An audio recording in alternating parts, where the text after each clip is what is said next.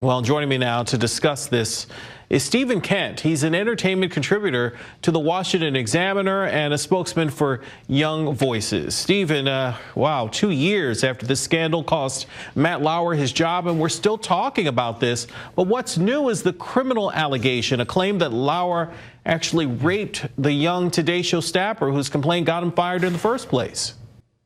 Yeah, well, there's definitely not much in the way of surprise here. The allegations that were levied against Lauer that led him to exit NBC were gross before, and they are just shown to be gross now. I think what has really changed is the extent to which Andy Lack and NBC has really been drawn into it as a matter of leadership. And I've got to say, Derek, I think Andy Lack's days at NBC are numbered. It's not a matter of if he's going to resign, it's a matter of when.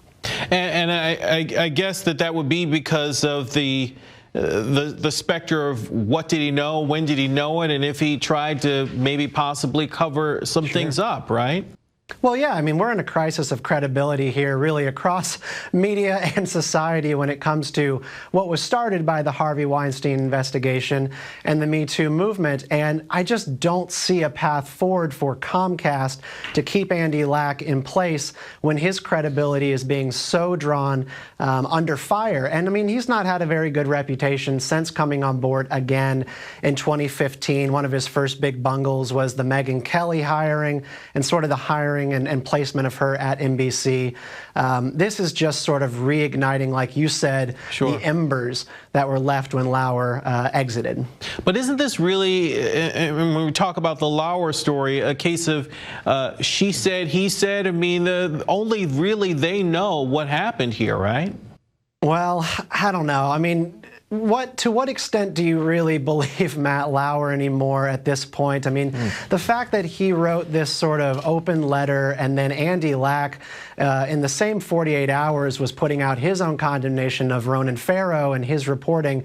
I'm just looking at the actors here and going, so who's the one who's not completely been disregarded with their credibility? And it's Ronan Farrow. He's a good journalist. He's a good reporter.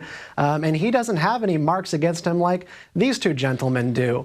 I think the chips are going to fall where they may, but again, we don't really know what's going to happen here. The book comes out in a week, and it is a he said sort of situation. We'll get more details, but Ronan Farrow says that he has backed up his claims in the book, and we'll just have to wait and see.